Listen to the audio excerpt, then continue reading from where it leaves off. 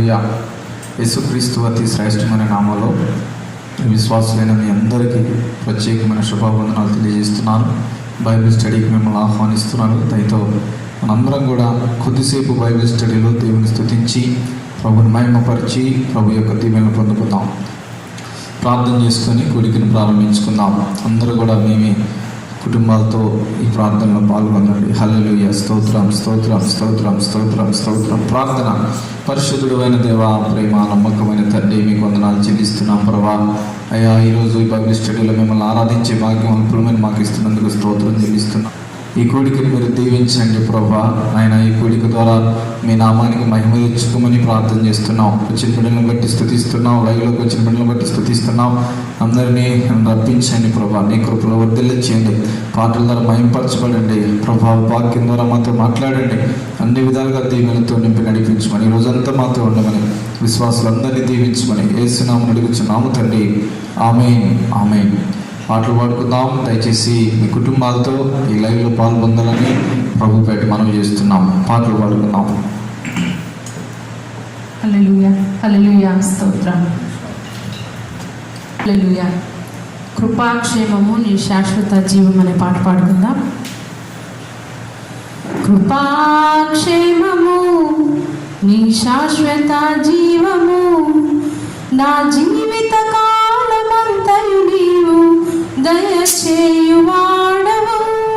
మహోన్నతమైన నీ ఉపకారములు తలచుచు అనుక్షణం పరవశించనా, నీ కృపలోనే పరవశించనా, నీ కృపలోనే పరవశించనా.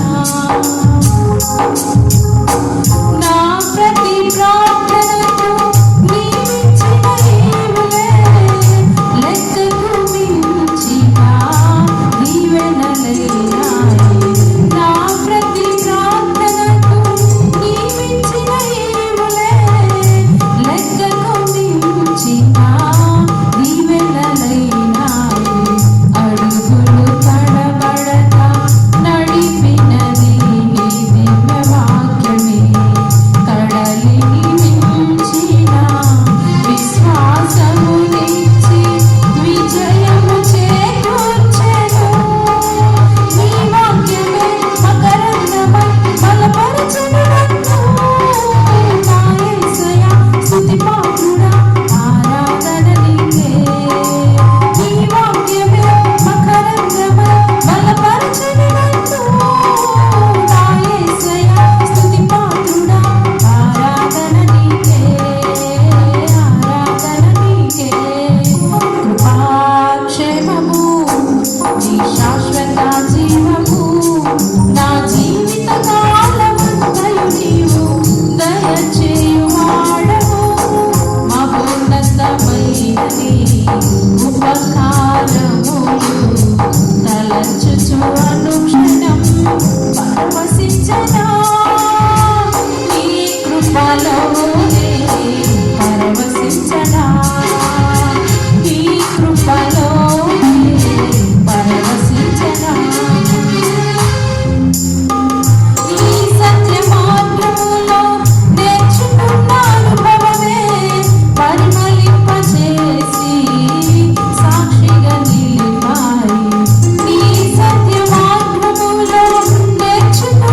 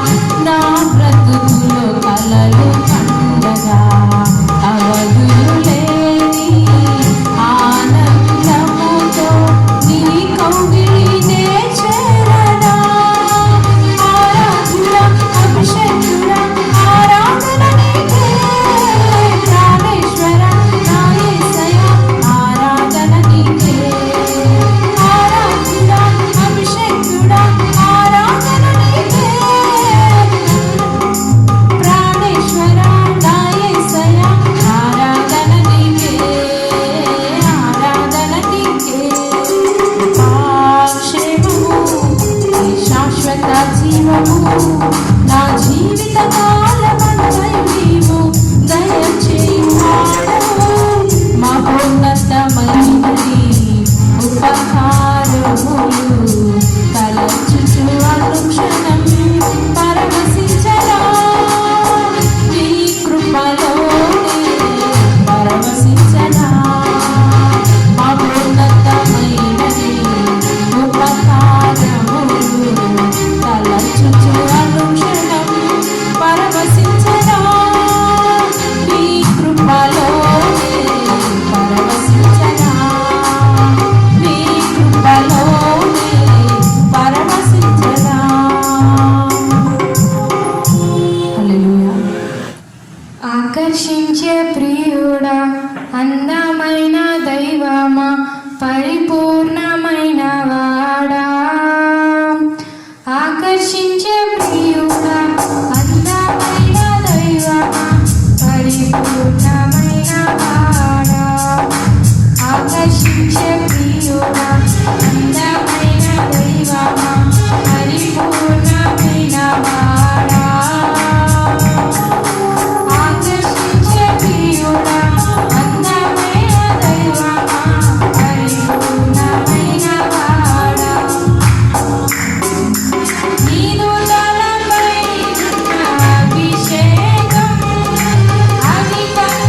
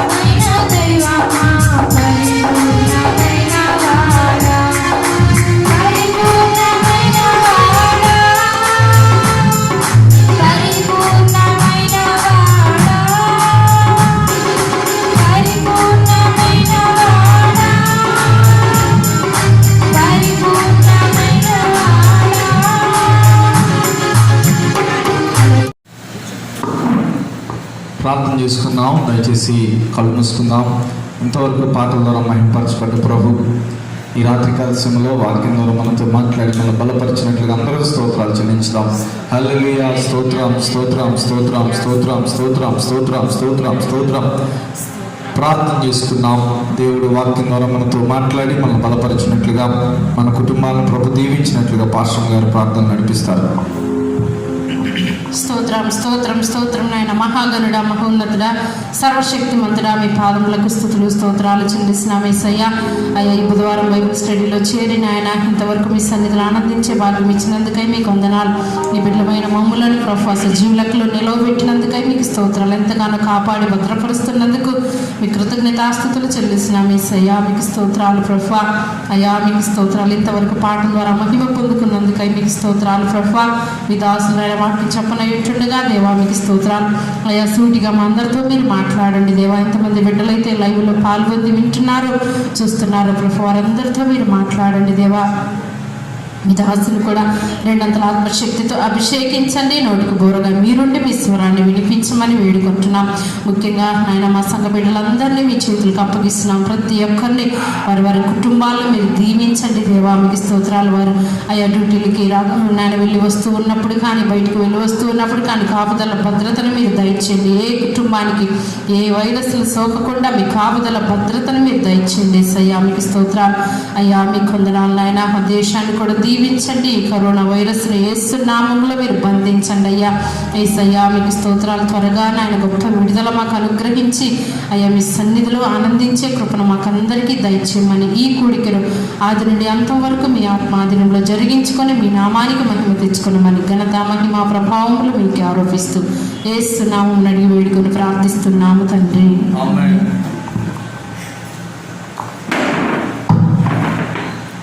Praise lord. దేవునికి మహిమ కలుగును గాక. పిల్లరా, ఈ సమయంలో కొద్దిసేపు మనం దేవుని యొక్క వాక్యాన్ని ధ్యానం చేసుకుంటాం. ఈ సమయంలో మనం ఒక మంచి టాపిక్ని ఈరోజు ధ్యానం చేయాలని నేను ఇష్టపడుతున్నాను. ప్రస్తుత పరిస్థితుల్లో మనం గమనించినప్పుడు ప్రపంచం అంతటా కూడా భయంకరమైన విపత్తులు జరుగుతున్నాయి. ప్రస్తుతం ప్రపంచమంతా కూడా కరోనా అనే వైరస్ ద్వారా వణికిపోతుంది. అంటే ఇది ఒక విపత్తే. అదే రీతిగా ఇంతకు ముందు కరోనా కంటే ముందుగా రకరకాల వైరస్లు వచ్చాయి. సార్స్ వైరస్ అని, అదే రీతిగా ఎయిడ్స్ అని, ఇంకా ఎబోలా, ఇలాగ రకరకాల కొత్త వైరస్లు ప్రపంచాన్ని దాడి చేస్తున్నాయి మనుషుల్ని. ఇంకా ఇంకొక దిశలో మనం చెప్పుకోవాలనుకుంటే ఎన్నడూ లేనన్ని ప్రకృతి వైపరీత్యాలు జరుగుతున్నాయి. ప్రకృతి వైపరీత్యాలంటే మనం గమనించినప్పుడు వరదలు, భయంకరమైన వరదలు అక్కడక్కడ మనం చూస్తున్నాం. కొన్ని చోట్ల అసలు వర్షాలే పడకుండా ఉన్నట్లుగా మనం గమనించవచ్చండి. ఇవి ప్రకృతి వైపరీత్యాలు. ఎండ పెరిగిపోతుంది. అదేవిధంగా కొన్ని చోట్ల ఆ మంచు గడ్డగట్టిపోయిన మంచు సైతం అవి ఆవిరైపోతున్నట్లుగా మనం చూస్తున్నాం. ఇంకా మనం గమనించినప్పుడు ఇంకొక వైపు చూసినప్పుడు మానవుని ఎడల రోగాలు విస్తరించిపోయాయి. రకరకాల రోగాలు. ఈ మధ్యకాలంలో క్యాన్సర్ పెరిగిపోయింది. అదేవిధంగా ఈ మధ్యకాలంలో కొత్త వ్యాధులు పుట్టుకొస్తున్నాయి. ఈ దోమల వల్ల రకరకాల వ్యాధులు పుట్టుకొస్తున్నాయి. ఇవన్నీ మనం గమనించినప్పుడు మనకు ఒకటి అర్థమవుతుంది ఏంటంటే, మునుపెన్నడూ లేని దాడి మానవుల మీద జరుగుతున్నదని మనం గ్రహించగలమండి. మానవ ప్రపంచం మీద జరుగుతున్నదని మనం గ్రహించగలం. చూడండి, నాదొక ప్రశ్న. ఎందుకని ఇటువంటి విపత్తులు మానవ జాతి మీద భయంకరంగా వచ్చి పడుతున్నాయి? ఒకసారి మనం దీని గురించి ఆలోచించాలని నేను కోరుకుంటున్నాను పిల్లరా. ఎందుకని ఇటువంటి భయంకరమైన విపత్తులు భూమిని తాకుతున్నాయి అనే దాని గురించి ఈరోజు ప్రాముఖ్యమైన 3 విషయాలు తెలియచేయాలని నేను ఇష్టపడుతున్నాను. దీని గురించి ప్రాముఖ్యంగా అంటే బేస్ అన్నమాట. మిగతా కారణాలన్నీ కూడా ఇందులోనికే వచ్చి చేరుతాయి. కాబట్టి ఈ 3 కారణాలు మనం గమనించి వీటి విషయమై మనం జాగ్రత్తగా ఉండాలని నేను మిమ్మల్ని అందరినీ కోరుకుంటున్నానండి. మొట్టమొదటి కారణం ఏంటంటే మానవుని యొక్క తప్పిదాలు. మనం మానవుడు చేస్తున్న తప్పిదాలే ఈ ప్రపంచానికి పెను విపత్తును తెచ్చిపెడుతుందండి. ఏంటి మానవుడు చేస్తున్న తప్పిదాలు మనం గమనించినప్పుడు మానవుల్లో 3 రకాలు పెరిగిపోయినాయి. 1 స్వార్థం పెరిగిపోయింది, 2 సుఖభోగాలు పెరిగిపోయినాయి, 3 విచ్చలవిడితనం పెరిగిపోయింది. ఈ 3 మానవుల్లో వచ్చి చేరిన కారణాన్ని బట్టి మానవుడు ఇక దీన్ని ఏం చేసాడంటే తప్పిదాలకు అలవాటు పడిపోతున్నాడు. స్వార్థం పెరిగిపోతుంది, విచ్చలవిడితనం పెరిగిపోతుంది. అదేవిధంగా మనం గమనించినప్పుడు 3ది సుఖభోగాలు పెరిగిపోతున్నాయి. కాబట్టి దీనివల్ల మానవుడు విచ్చలవిడితనానికి అలవాటు పడి, సుఖభోగాలకు అలవాటు పడి, స్వార్థాలకు అలవాటు పడిపోయి తప్పిదాలు చేస్తున్నాడు. ఆ తప్పిదాలు భూమికి శాపంగా వచ్చి చేరుతున్నాయి. ఉదాహరణకి కొన్ని మనం గమనించినప్పుడు పిల్లరా చూడండి, అడవులను నరికేస్తున్నాడు, చెట్లను నరికేస్తున్నాడు. తద్వారా ఏమైపోయింది? ఈ భూమి హీటెక్కిపోతుంది. చూడండి, దేవుడు ఒక సైన్స్ పెట్టాడు భూమికి. సైన్స్ అంటే ఒక పద్ధతి పెట్టాడు అనమాట, ఒక జ్ఞానాన్ని పెట్టాడు భూమికి. భూమి ఆ జ్ఞానం మీదే నడుస్తూ ఉంటుంది, ఆ పద్ధతి ప్రకారమే నడుస్తూ ఉంటుంది. దేనికైనా సరే, భూమి అయినా కానీ మనమైనా కానీ చూడండి, ఒక దెబ్బ కొడితే మనకి నొప్పి తగిలింది. ఇది ఒక సైన్స్ అంటారు అనమాట, ఇది ఒక దేవుడు పెట్టిన పద్ధతి అనమాట.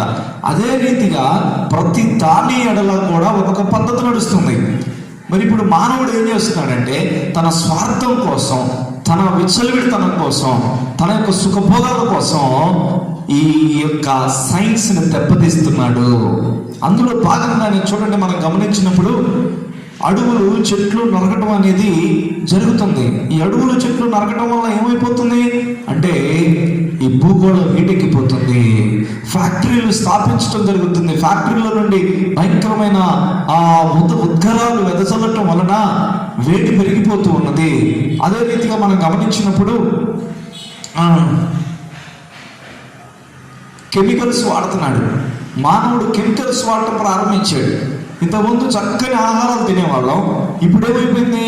కెమికల్స్తో కూడిన ఆహారాలు తింటున్నాం. కాబట్టి లేనిపోని రోగాలు వస్తున్నాయి. ఎక్కువగా ఈ మధ్యకాలంలో క్యాన్సర్తో అనేక మంది బాధపడుతున్నారు, అనేక మంది చనిపోతున్నారు. కారణం ఏంటి చెప్పండి? క్యాన్సర్ ఎందుకు వస్తుంది చెప్పండి?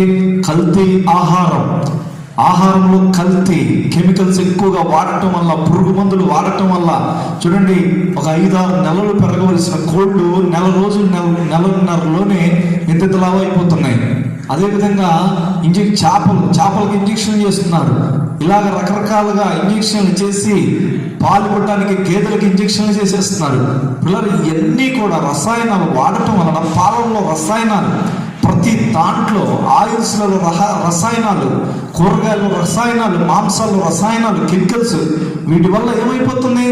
రకరకాల కొత్త వ్యాధులు, క్యాన్సర్లు, విపరీతమైన భయంకరమైన అనారోగ్యాలకు దారితీస్తూ, గ్యాస్ ట్రబుల్ చిన్న వయసే, కానీ ఆ చిన్న వయసులోనే గ్యాస్ ట్రబుల్, చిన్న వయసులోనే షుగర్లు, చిన్న వయసులోనే బీపీలు, కిడ్నీ సమస్యలు, గుండె సమస్యలు. ఈనాడు చూడండి, మానవుని యొక్క సగటు తగ్గిపోతుందండి. పిల్లల దీనంతటి కారణం ఏంటి? రకరకాల కెమికల్స్ వాడుతూ ప్రజలు తమ జీవితాలను తమే నాశనం చేసుకుంటున్నారు. అందుకనే విపత్తులు సంభవిస్తున్నాయి. ఇంకా మనం ఇలా గమనించినప్పుడు భూమిని త్రవ్వుతున్నాడు మానవుడు. లోతుగా త్రవ్వి బోర్లేసేస్తున్నాడు. ఎక్కడ పడితే అక్కడ మట్టి తీసేస్తున్నాడు. సమతుల్యత పాటించకుండా చేస్తున్నాడు అనమాట.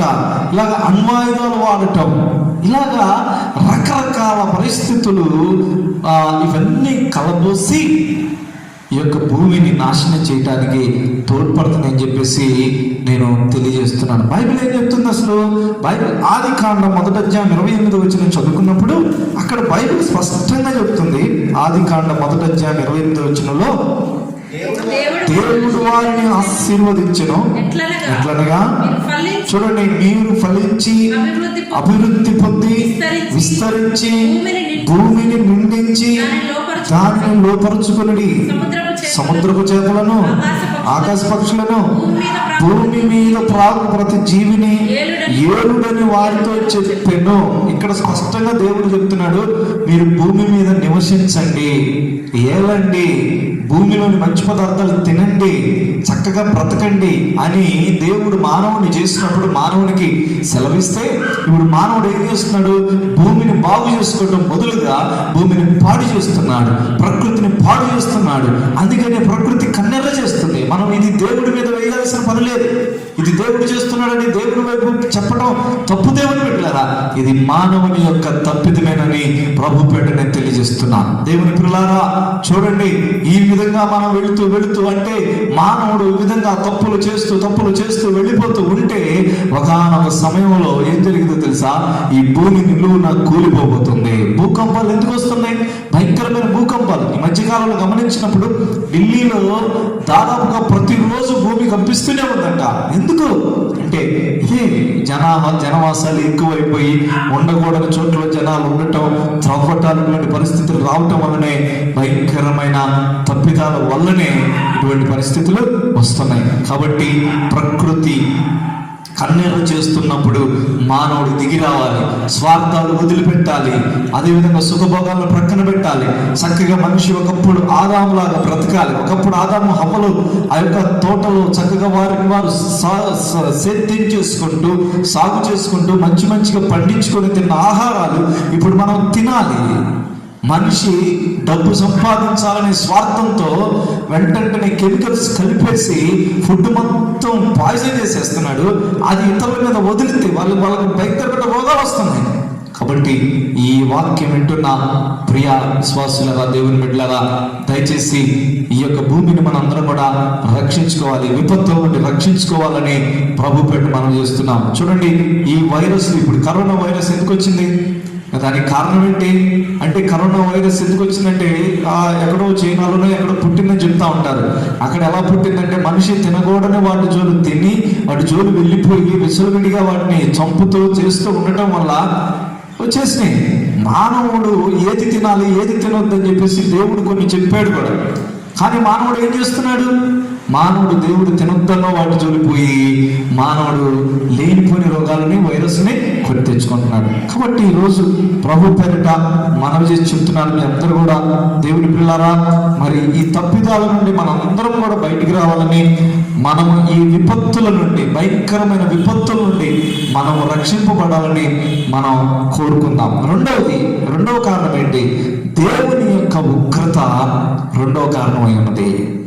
మానవ జనాంగం మీద దేవుడు కురిపిస్తున్న ఉగ్రతలే ఈ విపత్తులు. అంటే దేవునికి కోపం వచ్చినప్పుడు, ఎందుకు కోపం వచ్చింది దేవునికి అంటే, మనిషి దేవుని మాట విననప్పుడు, దేవునికి వ్యతిరేకంగా పాపం చేస్తూ బ్రతుకుతున్నప్పుడు, దేవునికి దూరంగా వెళుతూ ఉన్నప్పుడు దేవునికి కోపం వచ్చింది, దేవుని ఉగ్రత కుమ్మరించబడింది. ఒక వాక్యం మనం చూద్దాం.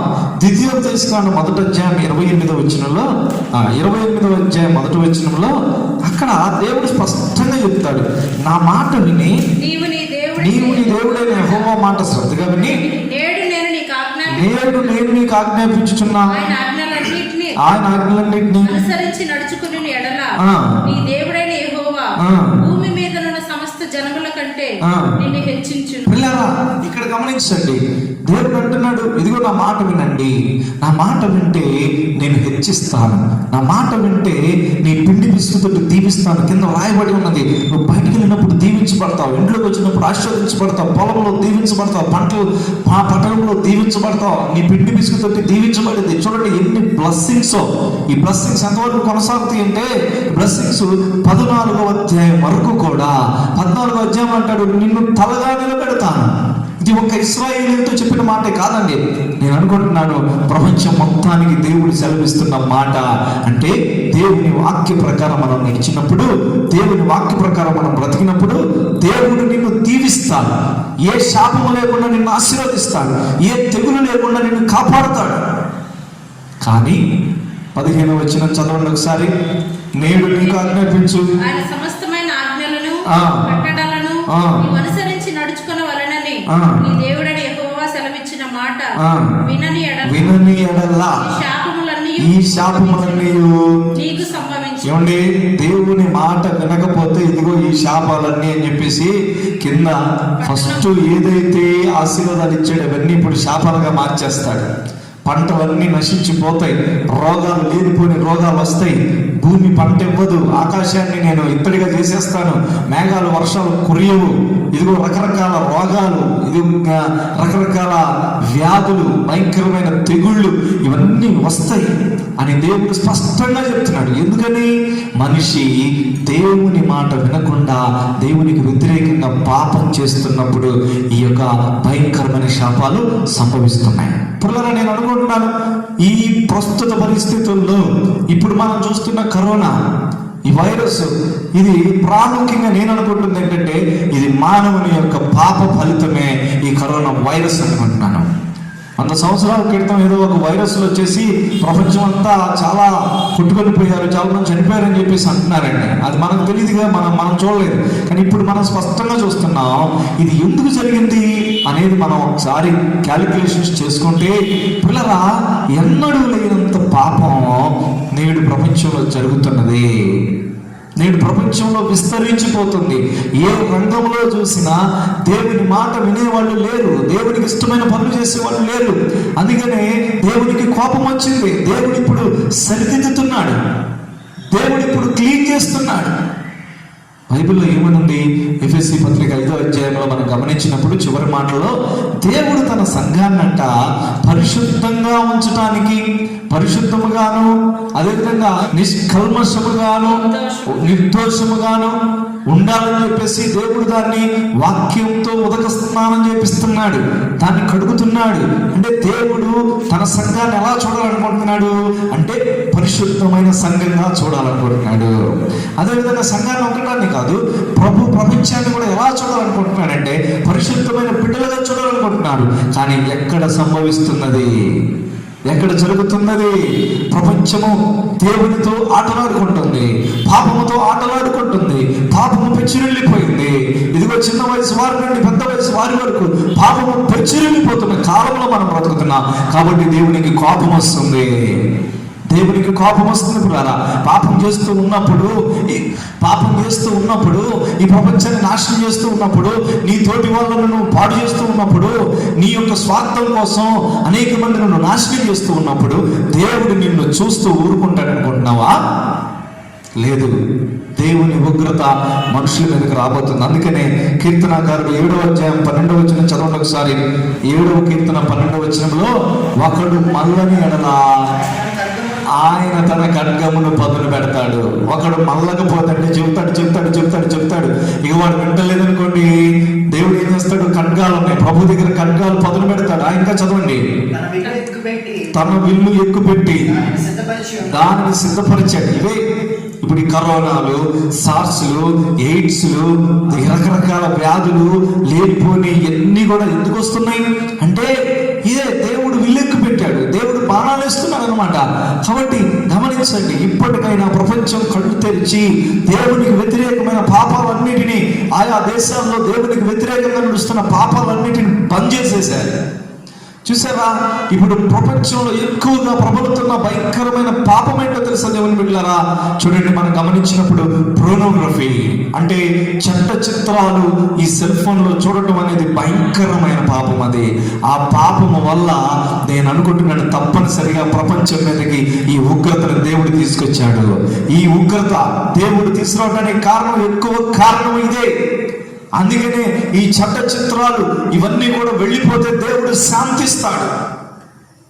యోనా కాలంలో దేవుని యొక్క ఉగ్రత నినివే పట్టణం మీదకి వచ్చినప్పుడు, అప్పుడు వాళ్ళందరూ పశ్చాత్తాపడినప్పుడు దేవుడు శాంతించినట్లుగా మనం చూస్తున్నాం. ఇప్పుడు ఈ కరోనా వైరస్ వ్యాక్సిన్ వచ్చింది, అది వచ్చింది, ఇది వచ్చి అనుకున్నాం. ఎందుకు వచ్చింది?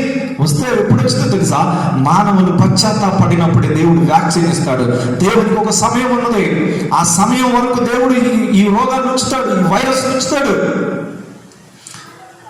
భయంకరమైన తీర్పుని ప్రభువిస్తున్నాడు. ప్రియ సంగమా, ప్రియ దేవుని విడలారా, మనందరం కూడా జాగ్రత్తగా ఉండాలని ప్రభు పేరిట ఒక దైవజనుడిగా హెచ్చరిస్తున్నాను, గుర్తుపెట్టుకోండి. ఇంకా మనం గమనించినప్పుడు దేవుడు కోరుకుంటున్న సమాజం ఏంటి అసలు అంటే, యెషయా గ్రంథం 11వ అధ్యాయం 6వ వచనం చదవండి. తొడేలు గొర్రె పిల్ల యొద్ద వాసము చేయును, చిరుత పులి మేక పిల్ల యొద్ద పండుకొనును, తోడయు కొదమ సింహమును పెంచబడిన కోడిలు. కొరగా ఆ, బాలుడు వాటిని తోలును. ఇది దేవుడు ఆశిస్తున్న సమాజం, ప్రభు కోరుకుంటున్న ప్రపంచం ఇది. కానీ ఎక్కడుంది చెప్పండి ఇది? ఉగ్రత, ఒకరినొకరు దాడి చేసుకుంటారు, ఒకరినొకరు దాడి చేసుకుంటారు, భయంకరమైన పాపాలు, ఎక్కడ పట్టిన దేవుని బిడ్డలారా అఘాయిత్యాలు, ఆడపిల్లల మీద అఘాయిత్యాలు, ఇలాగా రకరకాలు ఇవన్నీ గమనిస్తూ పోతూ ఉన్నప్పుడు దేవునికి కోపం రాదా? బలము లేని వాడి మీద బలము కలిగిన వాడు రాజ్యం చేస్తున్నాడు, పెత్తనం చేస్తున్నాడు. ఇవన్నీ కూడా దేవుడు ఊరుకుంటాడు అనుకుంటున్నారా? లేదు, ఊరుకోడు. ఇదే దేవుడు తన బాణములను ఎక్కువ పెట్టడం అంటే, విల్లెక్కు పెట్టడం అంటే మనం గమనించినప్పుడు యోవేలు గ్రంథంలో మిడతల దండలు వచ్చినాయంట. మిడతల దండలు వచ్చి తినేసిపోయిన తర్వాత మిగిలిన దాన్ని పసర పురుగులు, ఆ తర్వాత గొంగళ పురుగులు. ఇవన్నీ ఉగ్రతలు ఎందుకు వచ్చినాయి? ఎందుకంటే ఇశ్రాయేలీయుల ప్రజలు వాళ్ళు దేవునికి వ్యతిరేకంగా పాపం చేశారు కాబట్టి దేవుడు అటువంటి తెగుళ్లను పంపించాడు. అదేవిధంగా మనం గమనించినప్పుడు ఫరో కాలంలో 10 తెగుళ్లను పంపించాడు దేవుడు. ఎందుకు పంపించాడు దేవుడు ఫరో కాలంలో అంటే తనకు బలం ఉంది కదా అని చెప్పేసి ఇశ్రాయేలు ప్రజలను పోకుండా పట్టుకున్నాడు, వారిని బానిసలుగా చేసి పట్టుకున్నాడు. కానీ ఆ బానిసల వెనక దేవుడు ఉన్నాడు అని గుర్తుపెట్టుకోలేకపోయాడు దేవుని పిల్లారా. కాబట్టి ఇవన్నీ కూడా దేవునికి ఇష్టం లేని పనులు ఆపబడాలి, అరాచకాలు ఆపబడాలి, పాపం ఆపబడాలి. ఇప్పుడు నేను చెప్పిన ఈ పోర్నోగ్రఫీ ఆపబడాలి, లైంగిక పాపాలు ఆపబడాలి, దేశంలో స్వేచ్ఛ కావాలి, స్వతంత్రం కావాలి. ప్రభువుకి ఇష్టమైన బిడ్డలుగా ప్రజలు బ్రతికినప్పుడు నిజంగా దేవుడు మన ప్రపంచాన్ని దీవించబోతున్నాడు, మన ప్రపంచాన్ని ఆశీర్వదించబోతున్నాడు. కాబట్టి మనందరం కూడా అట్టి ప్రపంచం వచ్చినట్లుగా మనం ఆకాంక్షించుదాం. దేవుడు తప్పకుండా అటువంటి ప్రపంచాన్ని తీసుకురావాలని మనం కోరుకుందాం పిల్లరా. మూడవ కారణం అంటే ఎందుకని దేవుడు ఈ ప్రపంచం మీదకి ఇంత భయంకరమైన విపత్తులు కలుగుతున్నాయి అంటే, మూడవ కారణం ఏంటంటే యుగ సమాప్తికి సూచనలు. ఈ యుగ సమాప్తికి సూచనలు ఒకసారి చదవండి.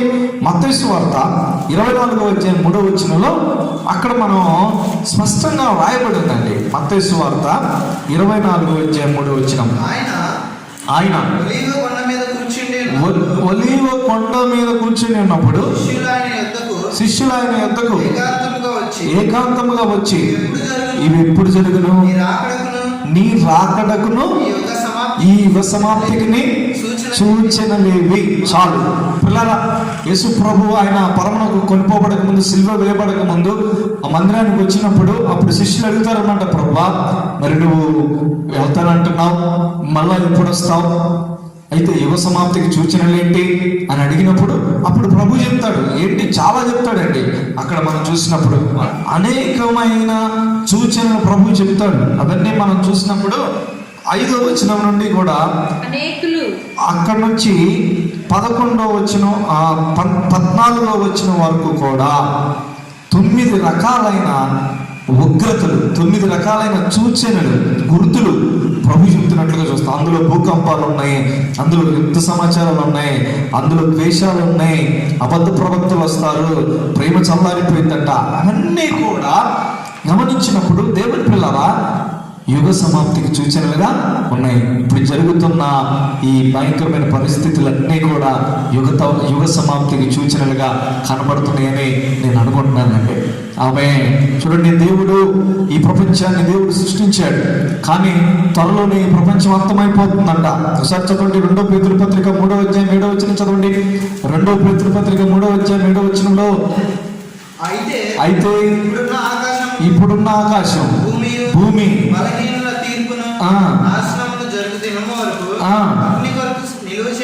అగ్ని కొరకు నిలువ చేయబడి ఉన్నది అని అంటాడు. ఆ తర్వాత కింద కూడా పేతురు ఏమంటాడంటే ఇవన్నీ మిక్కుటమైన వేండ్రతో లయమైపోతాయంట.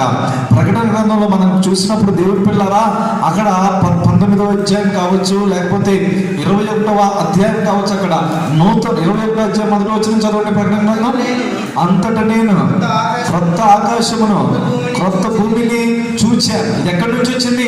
ఎవరు చేశారంటే ప్రభు చేశాడు. అంటే మరి పాత ఆకాశం పాత భూమి ఏమైపోయింది?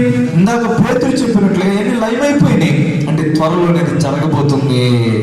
ఆమె పిల్లరా, అందుకే నేను అంటున్నాను, ఈ భయంకరమైన ఉగ్రతలు, ఈ విపత్తులు, అగ్ని క్రోటాలు, ఆ ఎండ మండిపోటాలు, రకరకాల వైరస్సులు, భూకంపాలు రావటాలు, ఇవన్నీ దేనికి సాదృశ్యం, దేనికి సూచన అంటే ప్రభు రాకడికి లేదా యుగ సమాప్తికి లేదా ఈ భూమి అంతరించిపోవటానికి సూచనగా ఉన్నాయని నేను తెలియజేస్తున్నాను. కాబట్టి ఈ వర్తమానం వింటున్నాను, అతి త్వరలోనే ప్రభు రావచ్చు, ఈ రోజు రావచ్చు, రేపు రావచ్చు, ఎప్పుడైనా ప్రభు రావచ్చు.